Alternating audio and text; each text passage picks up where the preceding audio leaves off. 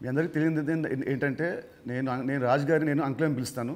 ఎందుకంటే నేను 8th 9th class ఉన్నప్పుడు మా నాన్నగారు రాజు గారు కలిసి సినిమాలు చేసేవాళ్ళు. అలా తీసిన ఒక సినిమా తొలి ప్రేమ. సో అప్పుడు సినిమా రిలీజ్ అయిన ఫస్ట్ డే హిట్ తర్వాత మా అందరము ట్రైన్లో వెళ్ళాము తిరుపతి. అప్పుడు అక్కడ మా ఇద్దరు కొంచెం బాండ్ ఏర్పడింది. ఆ తర్వాత వచ్చాక నేను కాలేజ్ బంక్ కొట్టిన వల్ల నేను ఇలాగ దొరికిపోతుండేవాడిని. ఒక ఇన్సిడెంట్ ఇంకా నాకు బాగా గుర్తుంది. సంజయ్ థియేటర్ బయట రోడ్లో మీరు ఇటు సైడ్ వస్తున్నారు కార్లో, నేను ఇటు సైడ్ ఒక బైక్లో వెళ్తున్నాను. సినిమాలో ఒక హీరో హీరోయిన్ చూసినట్టు లుక్స్, అంత బిజీ రోడ్లో ట్రాఫిక్లో మీరు నన్ను చూడడం నేను మిమ్మల్ని చూడడం చూసి నేను భయపడిపోయి మీకు కాల్ చేసి అంకుల్ ఇంట్లో చెప్పకుండా చెప్పడము, థ్యాంక్ యూ మీ ఇంట్లో చెప్పలేదు, మీరు చెప్పుంటే అప్పుడు నాకు పగిలిపోయి ఉండేది. సో అది మా ఇద్దరి మధ్య ఉండే బంధం. సో ఆ తర్వాత కలిసి నేను హీరో అయ్యాను, తను ప్రొడ్యూసర్ అయ్యాడు. అండ్ అంకుల్ ఫస్ట్ మీ ఇండస్ట్రీకి వచ్చింది నాకు గుర్తున్నంత వరకు మీరు హీరో అవుదామని వచ్చారంట, కరెక్టా కాదా? ఒక సినిమా స్టార్ట్ కూడా అయింది, మధ్యలో అయిపోయింది. ఇది కరెక్టా ఫాల్సా? కాదు, ఫాల్స్. పక్క ఫాల్స్. ఓకే, మీ ఫస్ట్ సినిమా దిల్. ఆ సినిమా స్టార్ట్ ఎలా అయిందంటే అప్పటికి ఆది ఇంకా రిలీజ్ అవ్వలేదు, జయం రిలీజ్ అవ్వలేదు. వినాయక్ గారిని మా నాన్నని హోటల్లో కూర్చోబెట్టి ఎప్పుడు సినిమా రిలీజ్ కంటే ముందే మీరు దాన్ని లాక్ చేశారు.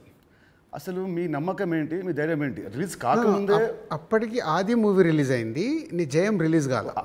అప్పటికి ఆది రిలీజ్ అయ్యి వినయ్ నేను బేగంపేట సైడ్ వెళ్తున్నాము, నీ జయం పోస్టర్స్ ఉన్నాయి. ఓకే. సో జయం పోస్టర్ చూసి అన్నాక ఎవరి కుర్రాడు భలే ఉన్నాడంటే మా సుధాకర్ రెడ్డి కొడుకు జయం సినిమాతో లాంచ్ అవుతుండే, భలే ఉన్నాడన్నా నీ సినిమా అయినతో చేద్దామా అన్నాడు. వై నాట్, ఇమ్మీడియట్లీ నేను డాడీకి ఫోన్ చేసి ఆ మీటింగ్, నీ జయం రిలీజ్ కాకంటే ముందే మీటింగ్ చేసాము. సో దిల్తో మీ పేరు దిల్ రాజుగా అయింది. సో మీ ఫీలింగ్ ఏంటి? వినాయక్ గారు మేము మీకు ఇచ్చాం మా పేరు, లేదంటే మీ డబ్బులు పెట్టి మీరు మాకు హిట్ ఇచ్చారు కాబట్టి సొంత పేరు మీరు పెట్టుకున్నారా? అంటే జనాలు ఇచ్చారు అది. పోతే నీకు గుర్తుందో లేదో, ఆ దిల్ టైటిల్ మన దగ్గర లేకుంటే దిల్ పెడదామని నితిన్ అడిగినప్పుడు బూరుపల్లి శివరామకృష్ణ గారి దగ్గర ఆ టైటిల్ ఉంది. నేను వెళ్ళి అడిగి ఆ టైటిల్ తీసుకొచ్చాను, మాకు ఈ సినిమా బాగుంటుందండి అని. So thanks to Burupalli Sivaramakrishna గారు, ఆ టైటిల్ ఇవ్వడం వల్ల అది దిల్ రాజు అనేది బ్రాండ్ అయిపోయింది, ట్యాగ్ అయిపోయింది. సో ఇప్పుడు మీరు ఎస్విసితో పాటు లార్వేన్ ఏ company, Dil Raju productions, Dil Raju dreams, ఇలా మీ బయోపిక్కి తగ్గట్టు కంటెంట్ని బాగా గట్టిగా చేస్తున్నారు. So next Dil Raju directs అని చూడొచ్చా? లేదు. ఎందుకు? ప్రస్తుతానికి లేదు. సినిమా మీకు కెమెరా తెలుసు, మీకు నాలెడ్జ్ ఉంది, ఎడిటింగ్ తెలుసు, అన్నీ తెలుసు, మీకు ఎందుకు తీయట్లేదు? సో నాకు డైరెక్షన్ చెయ్యాలని ఎప్పుడు ఆలోచన రాలేదు. యాక్చువల్ వివి వినాయక్ ఆ బొమ్మరిల్ అయిన తర్వాత నాకు సజెస్ట్ చేశాడు, అన్న నువ్వు డైరెక్షన్ చేసేయగలుగుతావు, చెయ్యు అని. లేదు వినయ్ అని. లేదు నేను చెప్తున్నా కదా విను, విబి రాజేంద్ర ప్రసాద్ గారు లేక నువ్వు డైరెక్షన్ చేయగలుగుతావు, నువ్వు చెయ్యు అని. బట్ ఎప్పుడు ఆ సైడ్ నాకు డైరెక్షన్ చేయాలని ఆలోచన కలగలేదు. సో మీ బయోపిక్ తీసే ఇప్పుడు మీకు ఏమైనా ప్లాన్స్ ఉన్నాయా? ఎప్పుడన్నా ఆఫ్టర్ 5 years 10 years? నా బయోపిక్ నేను తీయలేను కదా, ఎవరైనా తీస్తారేమో. సరే, ఎవరు తీస్తే దాంట్లో అంత ఉంటుందా, ఆ కంటెంట్ ఉంటుందా? డెఫినెట్గా. అంటే ఇట్స్ బిగ్ జర్నీ కదా నాది. ఇప్పుడు ఫిలిం ఇండస్ట్రీకి 94 వచ్చాను. 94కి వచ్చిన తర్వాత ఇప్పుడు ఆల్మోస్ట్ 30 years ప్లస్. ఎన్నో అప్ అండ్ డౌన్ చూశాను, ఎన్నో అన్నీ చూసుకుంటూ వచ్చాను. సో బయోపిక్ చేస్తే దానికి ఏ హీరో అయితే బాగుంటుంది? బట్ నాకు బాగా ఫేస్ మ్యాచ్ అయ్యేది నువ్వు ఒకటే. చాలా మంది అంటారు నితిన్ మీ బ్రదర్ అని. సో రాజుగారి బయోపిక్లో హీరోగా నేనే, ఇది ఫిక్స్ అయిపోయింది. ఇప్పుడు ఇవాళే ఈయన ప్రొడక్షన్ డైరెక్షన్ చూద్దాము, నేను హీరోని. సో ఇందాక మీరు చెప్పారు కదా అప్స్ అండ్ డౌన్స్ అన్నారు కాబట్టి ఆ క్వశ్చన్ అడుగుతాను. ఇండస్ట్రీలో చాలా చూస్తే తెలుసు నాకు, బట్ మేజర్గా నాకు గుర్తుండి నేను ఇండస్ట్రీ వచ్చినప్పటి నుంచి మొన్న సంక్రాంతికి ఒక సినిమా మీ ఫ్యాన్స్కి చాలా లాస్ అయింది. నెక్స్ట్ సినిమా ఇమ్మీడియట్ 3 days గ్యాప్లో అది మళ్ళీ అది వెళ్ళిపోయింది. ఈ మధ్యలో ఈ 3 రోజుల్లో మీ థాట్ ఏంటి? నెక్స్ట్ సినిమా కూడా అది కూడా పోతే అప్పుడు పరిస్థితి ఏంటి? మీ మైండ్లో రన్ అయిన మీ ఫీలింగ్ ఏంటి? లేదు అంటే నాకు ఇప్పుడు 10th సినిమా రిలీజ్ అయినప్పుడు నాకు అర్థమవుతుంది ఫైనాన్షియల్గా ఇది డ్యామేజ్ జరగబోతుంది. సో అటు డిస్ట్రిబ్యూటర్స్ అందరు కూడా లోలో ఉన్నారు. పోతే 14th రిలీజ్ అవుతున్న సినిమా షూర్ షాట్గా సూపర్ హిట్ అని చాలా గట్టి నమ్మకంతో ఉన్నాను. అంటే 90% నీకు తెలుసు, నేను ఎడిటింగ్ రూమ్లో చూసినప్పుడే నాకు చెప్పగలుగుతాను సినిమా వర్క్ అవుతుంది అవ్వట్లేదు. అట్లా సంక్రాంతికి వస్తున్నాం అనే సినిమా మీద ఐఎమ్ ఫుల్ కాన్ఫిడెంట్గా ఉన్నాను. సో ఆ 3 days అదే ఎనర్జీతో ఉన్నాను. ఎస్, నో ప్రాబ్లం, ఒకటి వస్తుంది, ఇది ఎంత డ్యామేజ్ అవుతుంది, అది ఎంత రికవర్ చేస్తారో నంబర్స్ తెలియదు, బట్ అది మ్యాజిక్ అనేది ఇట్స్ ఎ మిరాకిల్. బట్ ఆ పీరియడ్లో యూఆర్ కాన్ఫిడెంట్ మళ్ళీ ఇది అయిపోయింది మళ్ళీ నేను అంటే ఒక సినిమా రిలీజ్ ముందు నాకు మేబీ నా 6th సెన్స్ కావచ్చు, చూస్తున్న కంటెంట్ వల్ల కావచ్చు, చెప్పగలుగుతాను 90% మిస్ అవ్వను. సో దిల్ చేయడం వల్ల మీరు దిల్ రాజు అయ్యారు. బట్ నా దృష్టిలో మీరు బిల్ రాజు. ఎందుకు చెప్తాను. యాక్చువల్లీ చాలామంది ఆడియన్స్ కూడా చెప్పాలి ఇది. మామూలు చూస్తాం లాస్ట్ గత 1 year నుంచి మీ మీద వచ్చే నెగటివ్ ట్రోల్స్ కానీ ఇవన్నీ ఏవో వస్తుంటాయి కదా మామూలు ఆర్టికల్స్ అవి. 2005లో నేను సినిమా వేసాను, రామ్ సినిమా. అది రిలీజ్కి ఫైనాన్షియల్గా మేము చాలా అప్పుడు రిలీజ్కి మేము కొంచెం ఇబ్బందులు ఉండే. అండ్ అప్పుడు మాకు టర్మ్స్ అంతా బాగాలేవు టర్మ్స్ మనకు. అయినా మీరు వచ్చి ఆ నైట్ ఒక పెద్ద అమౌంట్కి మీరు సైన్ చేశారు. సో టర్మ్స్ బాగాలేనప్పుడే మీరు నాకు హెల్ప్ చేశారు. ఇలాంటివి మీరు చాలామంది హీరోస్కి, చాలా ప్రొడ్యూసర్స్కి, డైరెక్టర్స్కి మీరు చాలా హెల్ప్ చేస్తారు. ఇది నాకు తెలుసు. సో ఈ మధ్య వచ్చి మీరు ఒక సినిమా బొక్కేస్తారంటే అది నాకు I want to clear to audience that ప్రతి సినిమా చిన్న పెద్ద లేకుండా అందరు హెల్ప్ చేసేవాడు మీరు. అండ్ దీంట్లో చాలా డబ్బులు మీకు చాలామంది వెనక్కి మీకు ఇచ్చారు లేరు కూడా నాకు తెలియదు. బట్ ఈ హెల్ప్ చేసిన ఇంతమంది మీరు కష్టాల్లో ఉన్నప్పుడు వీళ్ళు కూడా మీకు తిరిగి హెల్ప్ చేస్తారని అనుకుంటున్నారా? అంటే బేసిక్గా నా లైఫ్ స్టార్ట్ అయింది ఎక్కడ అంటే నితిన్, నా కాస్ట్యూమ్ కృష్ణ గారికి నేను చాలా స్టోరీలో చెప్పాను. అరుంధతి అనే సినిమా 36 lakhs కొంటే 2 lakhs నేను రిలీజ్ రోజు కట్టలేదు. తర్వాత తీసుకెళ్ళి ఆయన ఫోన్లు ఎత్తకుంటే కూడా నేను పట్టుకొని వెళ్ళి 2 lakhs ఇచ్చి వచ్చాను. తర్వాత వారు నాకు పిలిచి పెళ్లి పందిరి చేసే వరకు వదిలిపెట్టలేదు. నిజంగా పెళ్లి పందిరి అనే సినిమా లేకుంటే ఐఎమ్ నాట్ దే, అసలు సినిమా ఇండస్ట్రీలో నేను లేను అనేది నేను గట్టిగా నమ్ముతాను. సో అంటే ఒక హానెస్ట్ అనేది ఒకటి ఎంత పని చేసిందో హెల్పింగ్ కూడా అంతే పని చేస్తుందని నేను నమ్ముతాను. నా లైఫ్లో ఇప్పుడు నువ్వు సంక్రాంతికి అడిగావు, ఇది రాకుంటే ఇది ఉండుంటే, అలాంటి ఒక 4-5 ఇన్సిడెంట్స్ ఉన్నాయి. అంటే నేను క్లోజ్ అయిపోయే ఇన్సిడెంట్స్. ఇప్పుడు అసలు సంక్రాంతికి వస్తున్నాము, రాకున్నా మాకేం కాదు, ఎందుకంటే ఆల్రెడీ ఎస్టాబ్లిష్ అయిపోయి ఉన్నాం.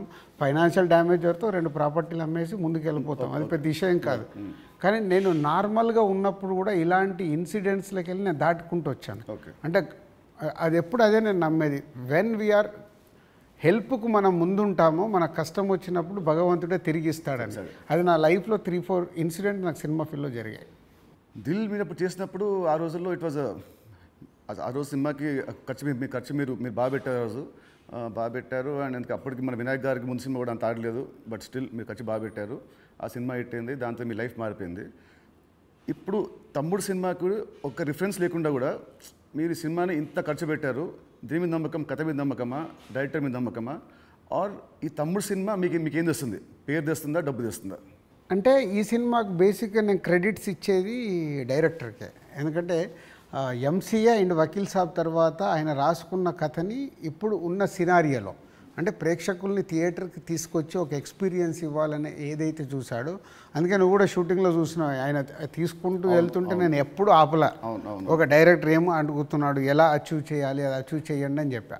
అది అయిపోయిన తర్వాత నేను ఎప్పుడైతే యావిడ్ రూమ్లో సినిమా చూసుకున్నానో అప్పుడు నాకు అది ఎస్, వేణు అడిగింది ఇచ్చాను కాబట్టి ఆయన ఈ సినిమాని ఇవ్వగలుగుతున్నాడని. ఈవెన్ రాత్రి ఇప్పుడు నువ్వు ఒక భయంలో ఉన్నావు, ఎందుకంటే మనం లోలో ఉన్నప్పుడు చాలా భయంలో ఉంటాం. నేను అవన్నీ చూసేసాను.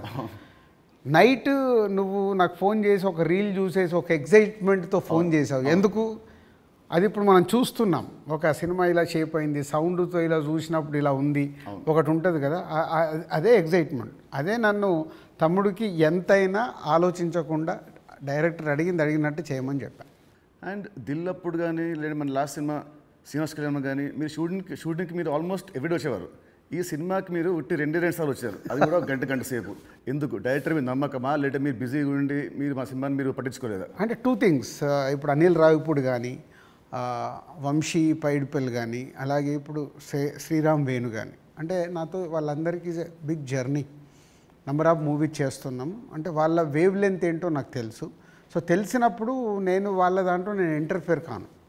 సో నాకు కథ దగ్గర అనిపించింది చెప్తాను, ఎడిటింగ్ రూమ్లో అనిపించిందే చెప్తాను. నాకు ఇలా అనిపిస్తుంది, మీరు చూసుకోండి, ఇలా చెయ్యండి అని నేను చెప్పను వాళ్ళకు. ఎందుకంటే వాళ్ళకి నాకు క్వశ్చన్ వేస్తే దే విల్ అండర్స్టూడ్, అంటే నేను ఏం ఫీల్ అవుతున్నాను ప్రేక్షకుల్లాగా. కొంతమంది దర్శకులతో ఇలా నాకు సింక్ అవుతుంది, అలా సింక్ అయిన వాళ్ళే వీళ్ళు. అందుకే వీళ్ళతో నంబర్ ఆఫ్ సినిమాలు చేసిన వాళ్ళు అది అవుట్పుట్ తెచ్చుకోవడానికి వాళ్ళే ఎక్కువ కష్టపడతారు, ఎందుకంటే వాళ్ళకు రిజల్ట్ కావాల్సిందే కదా. సో నేను ఇప్పుడు శ్రీనివాస కళ్యాణం ఉంది, ఇప్పుడు శతమానం భవ తర్వాత శ్రీనివాస కళ్యాణం చేస్తున్నాను కాబట్టి ఫుల్ టైం సో అక్కడే ఉండి ఎలా తీయాలి ఏంటి, సో ఏదైనా తప్పు జరుగుతుంటే కూడా సతీష్కు చెప్పి కరెక్ట్ చేయడం. సో అది నా ప్రాసెస్, ఏ సినిమాకు ఉండాలి ఏ సినిమాకు ఉండకూడదని నేను ముందే ఫిక్స్ అవుతాను. సో తమ్ముడు అనేది దిల్ రాజు సినిమానా లేదంటే వేణుశ్రీరామ్ సినిమా? వేణుశ్రీరామ్ సినిమా 100% మొత్తం ఇంటర్గ్రేట్. సో ఇంకోటి ఇప్పుడు మామూలుగా మిమ్మల్ని ఏం అడుగుతారు, ఇప్పుడున్న దిల్ రాజు పాత దిల్ రాజుకి ఏం చెప్తాడని అందరూ అడుగుతారు. నేను అడిగేది అంటే అప్పుడున్న ఓన్లీ రాజు ఇప్పుడున్న దిల్ రాజుకి ఏం చెప్తాడు? అది 22 years జర్నీ. అంటే అంటే సినిమా అంటే సినిమా నీకు మనకు అండర్ ప్రొడక్షన్లో ఉన్నప్పుడు షూట్ జరుగుతున్నప్పుడు నీకు దుబాయ్లో సాంగ్ చేస్తుంటే సడన్గా బైక్ స్కిడ్ అయ్యి నీ కాలు పైన పడింది. కాలు పైన పడితే మధ్యాహ్నంకి వెళ్ళి షూటింగ్ ఆపేసాం. అది నాకు ఫస్ట్ ఫిలిం. షూటింగ్ ఆపేసిన తర్వాత చిన్న నీకు ఎయిర్లైన్ ఫ్రాక్చర్. వినాయక్ ఇక్కడ ఉన్నాడు, నెక్స్ట్ ఠాగూర్ సినిమాలో బిజీగా ఉన్నాడు, అన్న మీరు వెళ్ళి సాంగ్స్ తీసుకొని రండి అన్నాడు. నీకు ఎయిర్లైన్ ఫ్రాక్చర్ అయ్యి మన హోటల్కి వెళ్ళిన తర్వాత ఇంకా మనం నెక్స్ట్ డే షూటింగ్ చేయడానికి స్కోప్ లేదు, ప్యాకప్, అందరు రిటర్న్ వెళ్ళిపోవాలి. సో అప్పుడు లక్ష్మణ్ అంకులు శిరీష్ అంకులు టెన్షన్లో ఉన్నారు, నేనేమో వెళ్ళిపోయి పడుకున్నాను.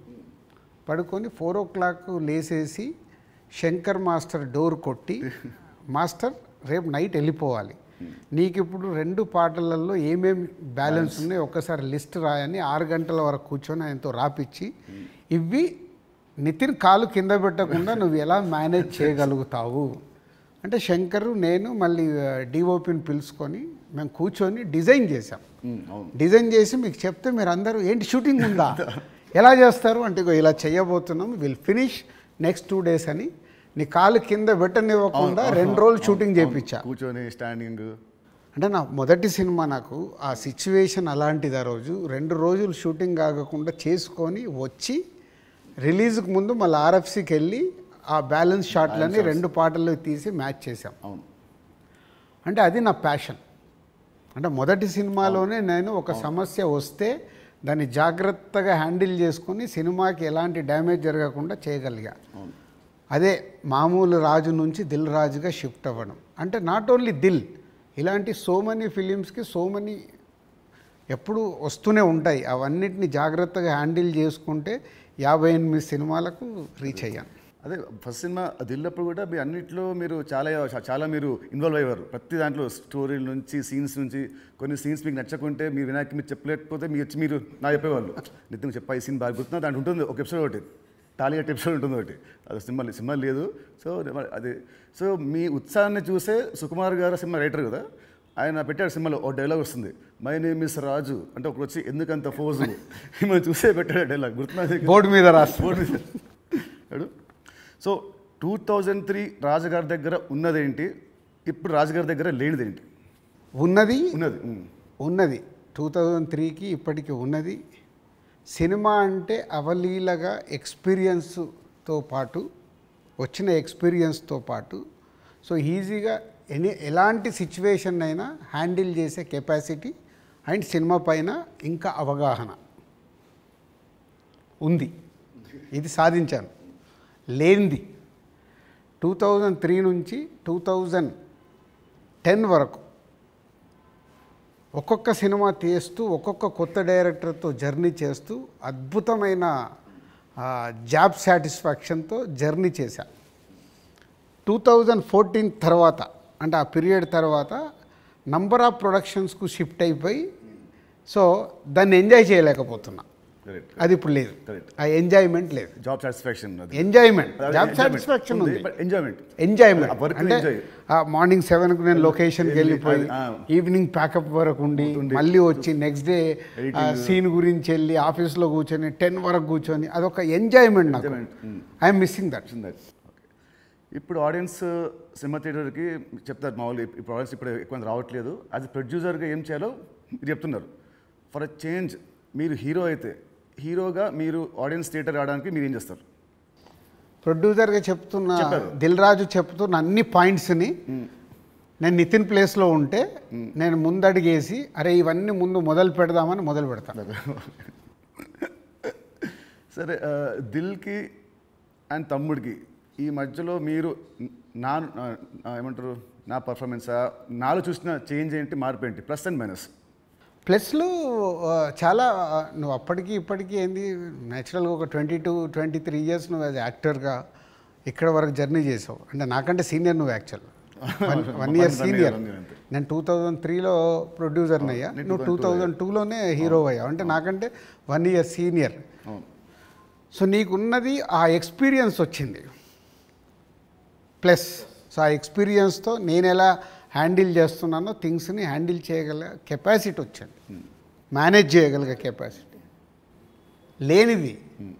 అంటే 23 సంవత్సరాలలో నువ్వు అంటే ఇప్పుడు ఒక దిల్ రాజుగా నేను నీకంటే జూనియర్ని 1 ఇయర్ని సాధించుకుంటూ ఒక టాప్లోకి వచ్చా. నితిన్ని నేను అలా ఊహించా. నేను దిల్ సినిమా చేస్తున్నప్పుడు, ఆర్యా సినిమా చేస్తున్నప్పుడు బన్నీని, దిల్ సినిమా చేస్తున్నప్పుడు నిన్ను, అంటే వీళ్ళు నాకు ఫ్యూచర్ స్టార్స్ అని ఊహించా. కానీ నువ్వు ఆ మార్క్ అచీవ్ చేయలేకపోయావు. నువ్వు కోల్పోయింది అదే అనేది నా ఫీలింగ్. ఇప్పుడు తమ్ముడితో నాకు మళ్ళీ వస్తుందనుకుంటారా ఆ పూర్వ వైభవం? తమ్ముడితో సక్సెస్ఫుల్ హీరోగా వస్తావు, కానీ ఇది సరిపోదు. ఎల్లమ్మతో కొట్టాలి. సో దిల్కి సీక్వెల్ చేసే ప్లాన్ ఏమైనా ఉందా? ఎందుకంటే అదొక మంచి బ్రాండ్ వాల్యూ. మళ్ళీ వినాయక్ గారితో నాతోని దిల్ పార్ట్ 2 అంటే అప్పుడు ఫాదర్ క్యారెక్టర్ నువ్వు వేయాలి, కొడుకు క్యారెక్టర్ నువ్వు వేయాలి. ఉంది కదా, ఇలాగ సినిమాలో ఉంది కదా, ఇచ్చాం కదా మనం లీడ్. కరెక్ట్, సినిమాలో మనకు లీడ్ ఉంది. లీడ్ ఉంటుంది, అది వేసుకొని లాస్ట్ సీన్ అదే ఉంటుంది. ప్రకాష్ రాజ్ గారిది ఫోటో మీదకి వెళ్ళి రివీల్ చేస్తే అలా చేయాలి. అప్పుడు 1 word ఆన్సర్స్ కావాలి. 1 word or 2 words మీ ఇష్టం. 1-2 words ఆన్సర్స్. మీకు చెప్తాను కొన్ని పేరు వినగానే మీకు వచ్చే ఫస్ట్ మీ థాట్స్. పవన్ కళ్యాణ్ గారు is my star. Mahesh Babu గారు. మహేష్ గారు మా ఇద్దరికి ఒక తెలువని అండర్లింక్ ఉంటుంది. ప్రభాస్ గారు ఈజ్ మై డార్లింగ్. ఎన్టీఆర్ గారు. మై నాన్న. నాన్న అని పిలుస్తాను నేను. ఓ అదేంటి ఆ లింక్ ఏంటి? అది అప్పుడు తారక్తో డిస్ట్రిబ్యూటర్గా ఉన్నప్పుడు క్లోజ్నెస్ ఉండి బృందావనం చేస్తున్నప్పుడు అప్పటికి కొడాలి నాని గారు వీళ్ళందరూ తారక్తో ఉండేవాళ్ళు. వాళ్ళందరూ నాన్న నాన్న అని పిలిస్తే నాకు అది ముద్దుగా అనిపించేది. అంటే నాకు ఈ అవకాశం ఉంది కదా అని అప్పటి నుంచి నేను కంటిన్యూ. తారక్ నన్ను అన్న అంటాడు, నేను నాన్న అంటాడు. బాగుంది. చరణ్ గారు. His megastar son. సో ఒక సినిమా అంటే ప్యాషన్గా మెగాస్టార్ సన్ అయినా ఎదుగుతూ వచ్చిన is a star hero. Allu Arjun గారు. Bunny is my brother. Next Sirish Reddy గారు. శిరీష్ అందరికీ తెలిసింది మై బ్రదర్. పోతే మా ఇద్దరికి సినిమా దాంట్లో ఎప్పుడు ఒక కాన్ఫ్లిక్ట్లో ఉంటాం. అవునా? ఓకే. అంటే ఆలోచన విధానంలో కాన్ఫ్లిక్ట్గా మాట్లాడుతుంటాం, బట్ కన్క్లూడ్ చేస్తాం. రిజల్ట్ ఉంటుంది మాకు. About Venu Sriram. Venu is my boy. తమ్ముడు సినిమాని 3 ముక్కలు చెప్పాలంటే Thammudu, what is Thammudu for you? Nithin నాకు తమ్ముడు, వేణు నా తమ్ముడు. తమ్ముడు సినిమా మీకు పేరు తెస్తుందా, మీకు డబ్బు తెస్తుందా? ఫస్ట్ పేరు తెస్తుంది, తర్వాత నేను పెట్టిన డబ్బు తెస్తుంది, ఇంకా అద్భుతాలు జరిగితే లాభాలు తెస్తుంది. సో July 4th సినిమా వస్తుంది తమ్ముడు. సో ఆడియన్స్కి మీరేం చెప్తారు? ఎస్, అన్ని ఇంటర్వ్యూలలో చెప్తున్నట్టే. సో ఈ సినిమా, ప్రతి సినిమా అందరికీ ఇంపార్టెంటే. ఈ సినిమా వేణు శ్రీరామ్, సో ఎంసీఏ వకీల్ సాబ్ తర్వాత బెస్ట్ సినిమా, ఆడియన్స్కి ఒక ఎక్స్పీరియన్స్ సినిమా ఇవ్వాలని చాలా కష్టపడి అవుట్పుట్ ఒక రేపు ఎక్స్పీరియన్స్ ఇవ్వబోతున్నాడు అవుట్పుట్తో. సో అది నో డౌట్.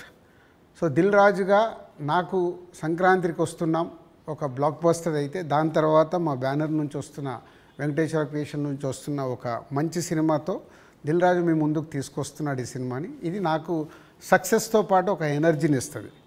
బట్ నితిన్కి ఇది సక్సెస్ చాలా అవసరం. సో ప్రాపర్గా సినిమాని మీకు నచ్చే విధంగా రెడీ చేసి మీకు తీసుకొస్తున్నాం. July 4th మీరు థియేటర్కి రండి, ఫ్యామిలీస్తో వచ్చి మీరు ఎంజాయ్ చేస్తారు సినిమా, అది నా ప్రామిస్. ఎంజాయ్ చేసిన సినిమాని బయటికి వెళ్ళిన తర్వాత మీరే చెప్తారు ఒక వావ్, అంటే నితిన్కి ఒక కొత్త సినిమా, కొత్త అప్రోచ్.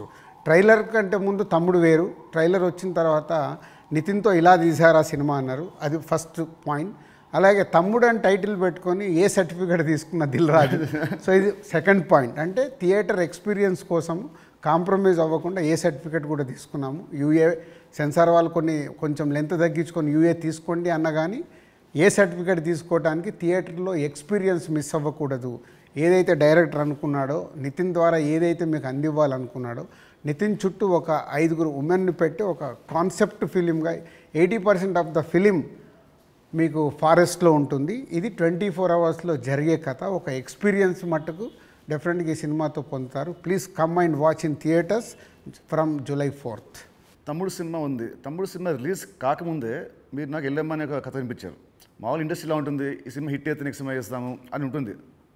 మీకు ఏంటి మళ్ళీ మీ మైండ్ సెట్ ఈ సినిమా రిజల్ట్తో సంబంధం లేకుండా నాతో నెక్స్ట్ సినిమా చేస్తున్నారు, ఇమీడియట్ సినిమా? సేమ్ నాకు సుబ్రహ్మణ్యం ఫర్ సేల్ జరుగుతుంది తేజుతో.